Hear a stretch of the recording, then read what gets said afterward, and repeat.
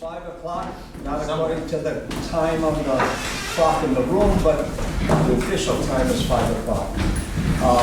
Welcome to everybody to the Bristol County Water Authority's annual meeting. We have a pretty full agenda here tonight, and we have some really great presentations of awards to the Rhode Island State Science Fair winners. In the past, I used to get involved with this, and it's always amazing what the young people in our community can come up with in terms of trying to demonstrate what science can do. And so we're going to get some exposure to that tonight, the best of the best, and give out some awards and learn a little science. Susan Rapidu, our engineering project manager who oversees this activity, is going to join me up here as we go through this. We know some of the people here tonight have a schedule issue, but we'll get through this. Susan. Well, welcome, as Juan said. This year's science fair was back in full force. We've been going to the science fair for many years. The water company gives out special awards for students that do projects related to drinking water, and the students are also from Bristol County. The past few years, as some of the board members know, we've been on Zoom with people, and there's been diminished interest in the whole science fair, but this year everything was back in full force, and we saw quite a number of good projects also related to drinking water. So we're glad that you all chose to do projects on drinking water. Our goal is that you will choose to pursue a career that might help us out in the water industry, but we'll leave that up to you for your consideration. But we're going to start, I guess, with the awards. We're going to start with, okay, we're going to start with the senior awards. And the second place award in the senior division, which is the high school division, goes to Fiona Sharp and Zachary Guyette. We're going to have them come up and do a little presentation on their project. We're going to have you come up here just so that you'll be on camera.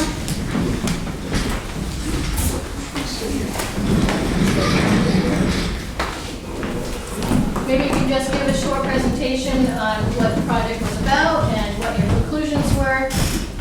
All right, so let's see if this backwards can be seen, but if not, that's all right. You can put it there. There. Yeah. All right. I can do your piano. Okay. So one of the issues that we saw a lot is, with the increasing problem with climate change, a lot of people have been trying to counteract that with clean energy, which is a great thing, and we fully support it, both of us. But a lot of the common ideas and things spread is that it's 100% effective. There's no issues with it, which is also pretty dangerous, as there's a lot of disturbing the ecosystems, changing water, the flow, and a lot of other things. And so we decided to come up with a decomposable hydropower device. That way it doesn't affect the ecosystem as it erodes and time goes on. So hydropower is known for great benefits of electricity output and clean energy, but it also isn't known as the cons that it does have. It can disrupt ecosystems, like Fiona was saying, to our fish, our migrations, and it can also pollute our water systems that we have. So we decided to come up with a device that is compostable. We use a cherry oak wood that is compostable. We also use a natural wood and a natural glue to adhere everything together. And we decided to test near the stream near our high school. I believe it's the Silver Creek stream near our high school. And we do see some migrations of any animals between the springtime. So we definitely wanted to try and eliminate any hazards to the environment, but also providing clean energy. Yeah, we were able to achieve a bit more. I think with some more testing we'll be able to go a little further and see if we can make it for different portable things, whether it's if someone's on the go and they want something to just charge their phone and put a little stream, or something that can go in more tropical climates like Florida, how they have access to running water in their backyard. But we're hoping we can continue on with this in the future and see where it goes. So for a bigger application, what we were thinking about is if there was a device like this that could output much more energy, but it was on like a smaller scale. It can be used in like natural disasters, like we saw Hurricane Ian in Florida, I believe it was, caused major disruptions in people's power and then their lives. So many homes in Florida are on canals and have like an access to like a river source. So inputting one of these devices can help someone like power their phone, charge like a battery reservoir that can be used for other electricity sources. So something like this on a smaller scale, I feel like could help the average consumer. And then the one other type of application we were thinking of is, or we were hoping of, is if we have different systems like these placed in like those sewer drains, like where the rain comes in and catches it during storms where electricity is cut off or power lines are damaged, the energy that's produced with these from the rain pouring can charge the lights, the street lights, stop lights, things like that, just to keep our systems going. Thank you. Thank you.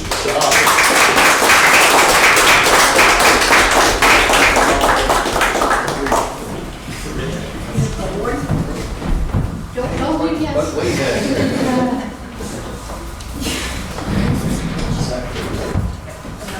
This was, Fiona and Zach.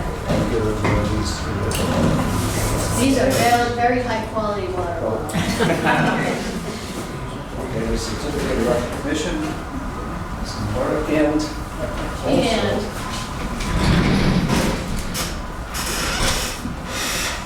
A real progress. Better hold on to yours. Really good. Great job.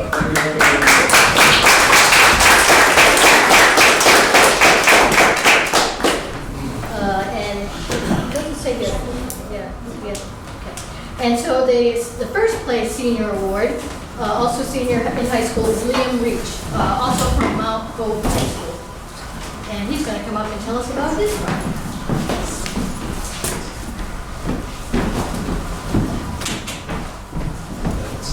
Let's block the review this time. Sounds good.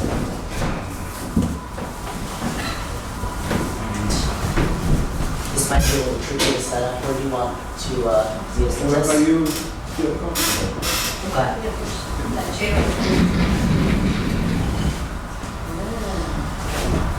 Daisies. Does this work? Mhm. Awesome.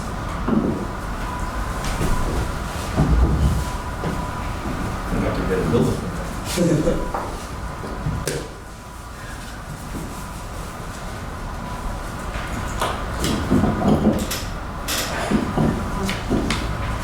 Hello, I'm Liam Reich. It is a great honor to be here, and my project is to strengthen concrete thinking, utilizing bio-based phase change materials to melt frozen precipitation on roads. And so the problem that I was looking at is the increased salinization of water sources in the Northeast, and due to product of road salt, which has to be used in great amounts across the Northeast as well as across the world. Principally because it has to be applied every time frozen precipitation occurs. If we keep using road salt this way, most of our freshwater sources could become undrinkable by 2050. So this is a super big problem we have to address.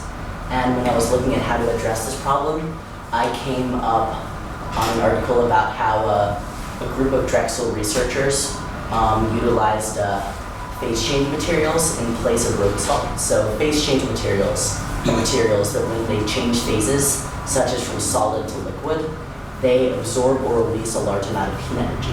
And so their hypothesis was that if they could get this material to release a large amount of heat energy, then it could melt the snow. The only problem with their discovery was that they utilized paraffin, and paraffin is a byproduct of petroleum, and that's really not sustainable, so it doesn't really fit in with the mission of trying to help the environment. So what I decided to do was I decided to use cottonseed oil, which is a sustainable byproduct of cotton seeds, and it also works because it has the same freezing temperature as paraffin, 32 degrees, meaning that it'll change phases at just about the same temperature at which snow falls. And so these concrete blocks were all made by myself. I made one just control room of regular concrete, and one of the paraffin, and 3 of cottonseed oil, and each with varying amounts of cottonseed oil and also different types of aggregate. For example, I included pumice in both of these because I thought the porosity of the pumice could be more effective in the long run. And unfortunately, my project didn't quite work out the way I intended. It wasn't able to melt the shaved ice that I created in as large amounts as I wanted to. And that could be due to a variety of reasons, such as the fact that I'm obviously not a master at making concrete. This is my first time. And I did not do this in a lab environment. And my refrigerator wasn't able to stick around 32 degrees quite as well as I wanted to.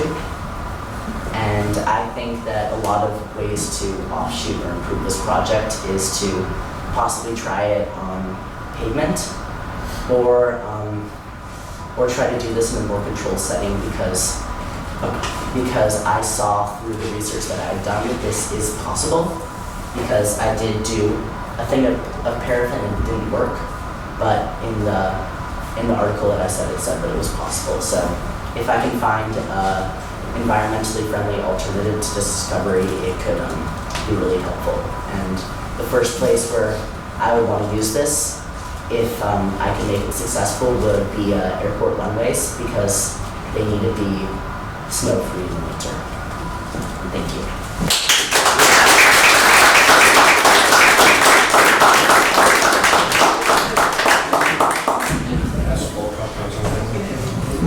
Found it interesting that you mentioned that the project didn't work out the way you expected it to. But I can tell you that's probably true in many things in life, especially when you're dealing with science. But that's probably what you're doing the science for, is to find out what works, and you end up learning more with the failures than you usually do with the successes. Of course. So don't worry about the failures. Thank you. It's a solution nonetheless. So. A certificate, a bottle, Awesome. and there you go. Thank you so much. Thank you. Thank you. Thank you.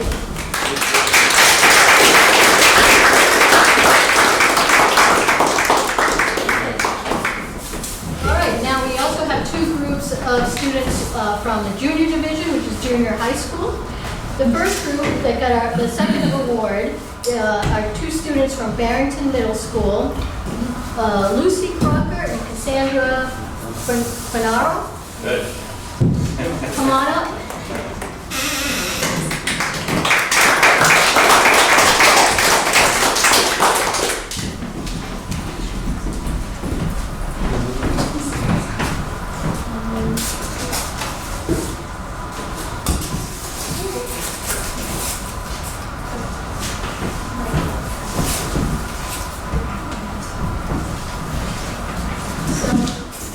Hello, and thank you so much for having us here. It really is an honor. My name is Cassandra Finaro. And I'm Lucy Crocker. And our project was about the effect that the pH levels of different water brands had on the taste of the water. So our hypothesis was that if the water was either too low on the pH scale, which is more acidic base, or too high, which is more alkaline base, that it was going to end up tasting worse. Okay, so what we did is we tested 6 different water brands. We tested Dasani, Boss, Fiji, Smart Water, what was this? Aquafina. So what we did is we had 12 different cups and we both tasted them. And so we ended up disagreeing on a few of the water brands. I think it was Aquafina that we disagreed on. And so as you can see from one of the graphs, most of our higher pH levels that we estimated, which we tested, were mostly bitter or salty. And so we decided to compare our estimated results to a more accurate results from a website that we were able to find online. So we discovered that our estimations and the accurate results were actually very close. it is understandable that they vary though, because everyone's, it's hard to predict an exact decimal point based on the graph. So we had estimated that Fiji was going to be 7.5 and it was 7.6. We thought Smart Water would be 6.75, it was 7. We thought Aquafina would be 7 and ended up being 5.95. We thought Dasani would be 6.5 and ended up being 6.25. We thought Foss would be 7.7, it was 7.6. And lastly, we thought that Poland Springs would be 7 and it ended up being 7.2. Okay, so across this project, we came across a lot of challenges. One being estimating. We disagreed on it when we tested. We did like 3 trials. Another being reliable sources for the accurate pH levels. And then third being the final taste and the green on it. So. Alright, so to conclude, we ended up discovering that the pH did not actually have a major effect on the taste.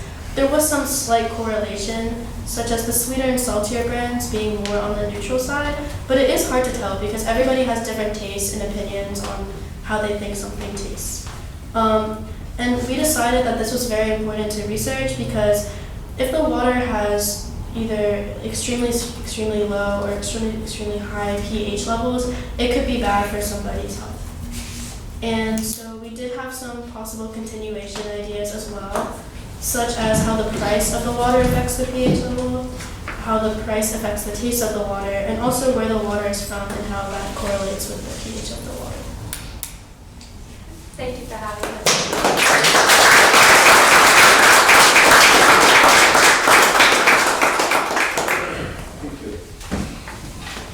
And next year you can add some public drinking water. Taste test.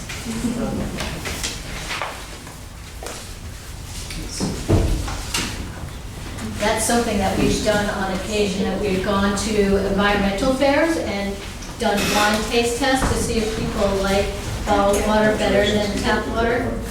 And usually it's about even. And so our conclusion is, why would you spend money on bottled waters? Ours tastes just as good. Thanks very much.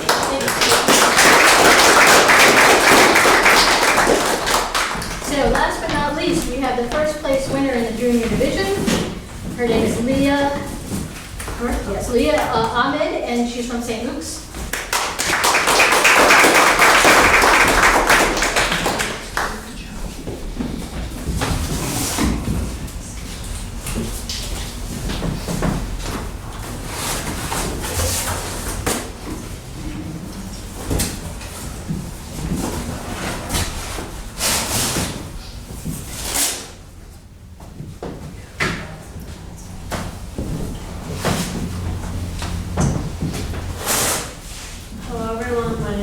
I'm an 8th grader. I go to St. Luke's School. I did my project on desalination and how the amount of salt affects how much fresh water is created.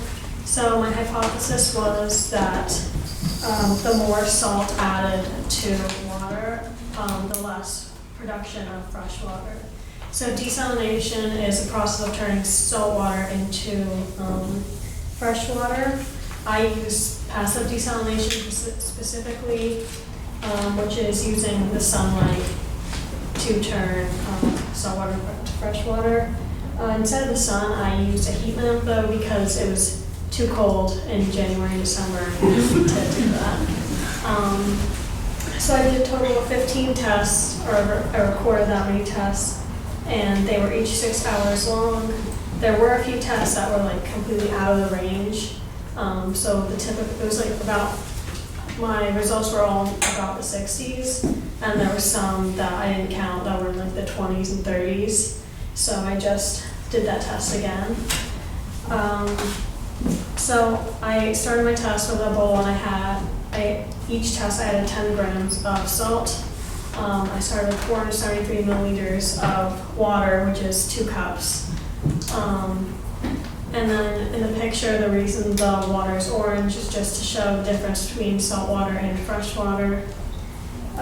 So there's a cup in the center of the bowl, and there's plastic wrap on top. That's kind of at a slope. And so as the water evaporated, condensed, it would drip back down into the cup, and it turned into fresh water in that process. My hypothesis it was technically supported by the data, but it was such a slight decrease that I would say I'd have to do more tests to fully go with my hypothesis. If I were to do this again, I would use a lid rather than plastic wrap because I had to throw away the plastic wrap after every time I used it because it'd get gross. And then I'd also change how I did position the light. So after every test, rather than keeping the light in the same position, I change it based on the temperature of the plastic wrap, and I just keep it in the same position. And yeah, that's it.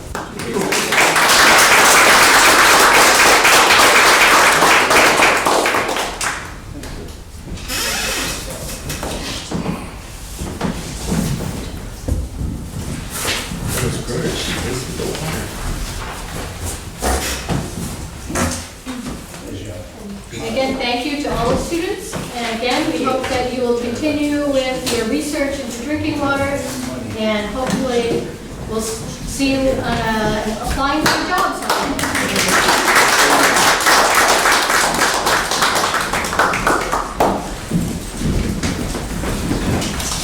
Thank you all for coming.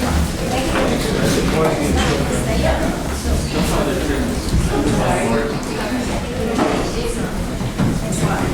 Take care. Thank you very much.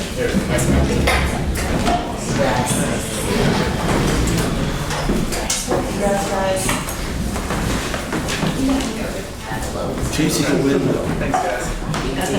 Bye, thank you. Thanks, guys.